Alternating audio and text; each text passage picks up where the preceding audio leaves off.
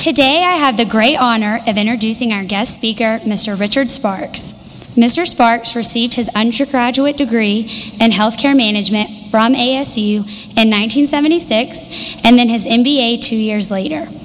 Now, Mr. Sparks is the president and CEO of Appalachian Regional Healthcare Center, and he has been the president and CEO of Watauga Medical Center in Boone since 1989. For his impressive career, Appalachian has awarded Mr. Sparks the Distinguished Alumni Award in 2001. Mr. Sparks is well known for his service to Appalachian. Last year, he was recognized for his efforts when the university honored him with an Outstanding Service Award. Mr. Sparks is also the chair of the Walker College of Business Advisory Council and has served on the council since 2001. He holds and has held many other positions within the community, to name just a few. He's a member of the Board of Trustees for the North Carolina School of Science and Math, a member of the High Country United Way Board, a trustee on the board of Grandfather Home for Children, a member of the local Wachovia Bank Board, president of the Boone Rotary Club, and chair of the Watauga chapter of the American Red Cross. We are so honored that he is able to be here today with us and share his thoughts as we embark on a new chapter in our lives. Please join me in welcoming Mr. Sparks.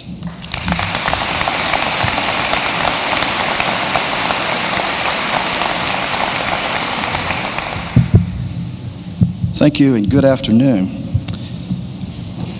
Governors Beulah and Sanders, Chair Sawisik, Chancellor Peacock and Mrs. Peacock, Dean Edwards, faculty, and most importantly, graduates, parents, friends, families.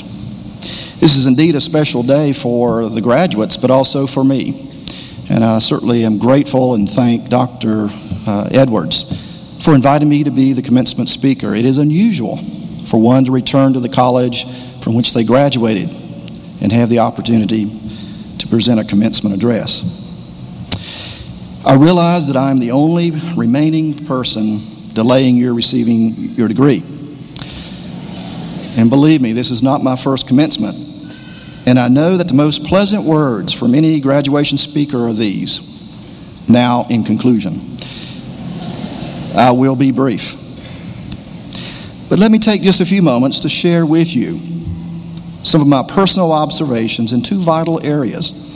First, opportunities, and then values, ethics, and integrity. Over the coming years, countless opportunities will come your way. Some of them you will seek, while other opportunities will in effect find you. Be prepared for each, and be bold on the occasions as they present themselves. Let me share a personal example. The Duke Endowment in 1994 was seeking teams to travel to England to study the British National Health Service.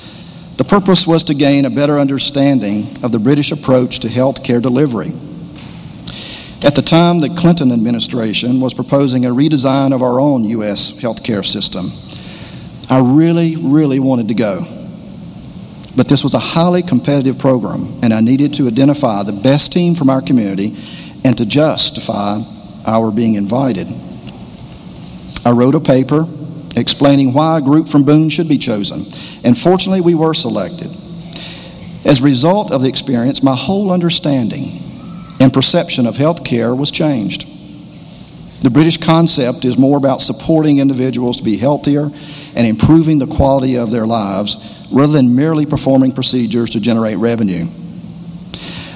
I would like to think that as a result of that exposure, we established the Broyhill Wellness Center here in Boone back in the 1990s to assist people in regaining and maintaining their health, as well as partnering with Appalachian State University on programs such as the Cardiac Rehabilitation Program. This is an example of my seeking an opportunity and how it transformed me with respect to my view of healthcare. Now an example of an opportunity finding me. A newly named, energetic chancellor called and encouraged me to work with him in moving ASU into health sciences in an expanded way. I was interested. But I could have easily said no, as it was not included in our system's strategic plan. Furthermore, it would have been easy to say, I don't think it will enhance our financial status, and in fact, I think it will be a burden on our budget. However, I did accept the invitation, and with help from others, found a way to join in on Chancellor Peacock's journey. The ASU College of Health Sciences held its first academic year commencement a few minutes ago in this building. Many people, particularly on the ASU campus, have worked hard to establish the College of Health Sciences, but I do feel a sense of satisfaction in that I may have played a role by responding to an opportunity which found me. The college will change healthcare delivery in Northwest North Carolina and across our state. I believe that it will have a dramatic effect in helping people achieve a healthier life and a higher quality of life. And ironically, that is the vision statement of the Appalachian Regional Healthcare System. You've already experienced one great opportunity in your life, that of attending and now graduating from Appalachian State University. In exercising this and other opportunities, there are accompanying profound responsibilities as to how one should conduct themselves. This leads me to the second critical area: values, ethics, and integrity. I encourage you to live a life of integrity. Frankly, knowing right from wrong is not that difficult, but doing the right thing often requires something greater on your part. I believe that's what integrity is all about. To have the courage to go beyond knowing what is right and actually doing what is right. Let's go even deeper. You will be constantly faced with the dilemmas in your life, ethical and moral dilemmas. Consider this example. You are responsible for filling a position in your organization.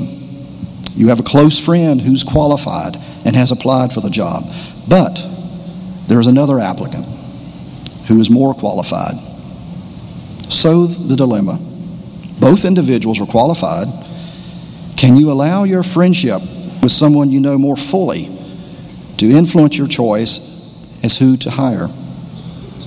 Your allegiance needs to be to your employer and to your own sense of what is right, which will ultimately have you do the best you can for your organization. The process for resolving an ethical dilemma is usually based upon a multi-step strategy characterized by analyzing the dilemma, followed by assessing possible actions and resulting consequences. Only then can a reasonable decision be made.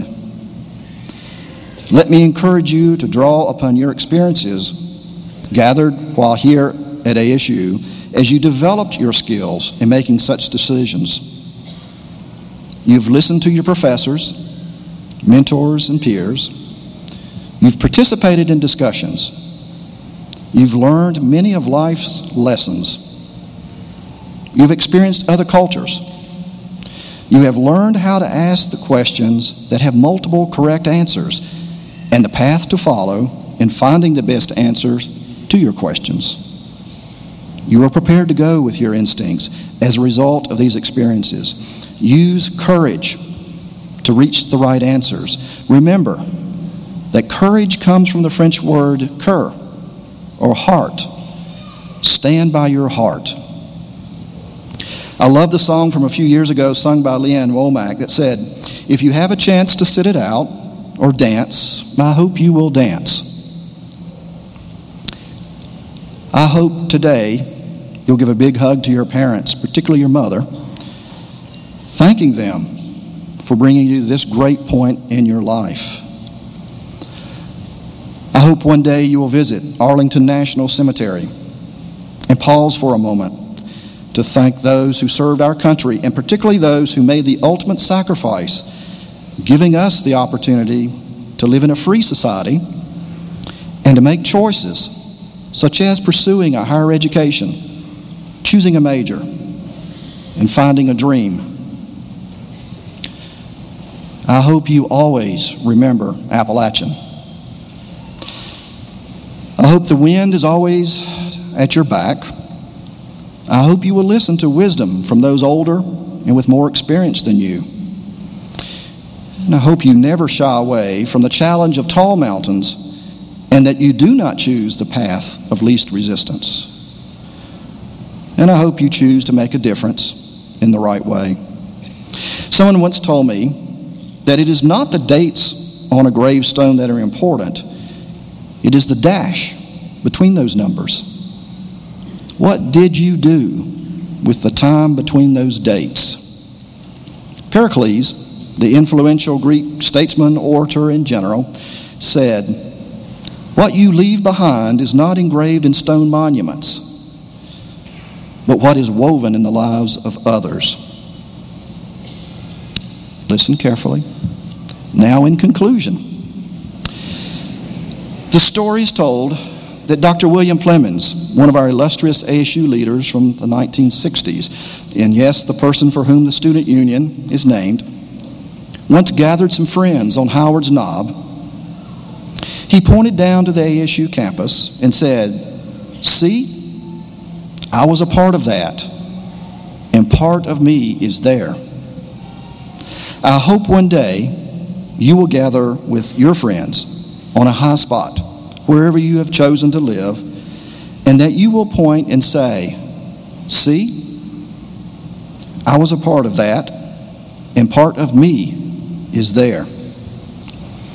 35 years ago in 1976, I sat where you are now seated during my commencement. I would like to think that in 30 years or less, one of you will be standing here on this platform addressing a future graduating class. On behalf of the Boone community, thank you for spending a few years of your life with us. You have made this a better place. And from one old graduate to the newest graduates, best of luck, congratulations. Thank you.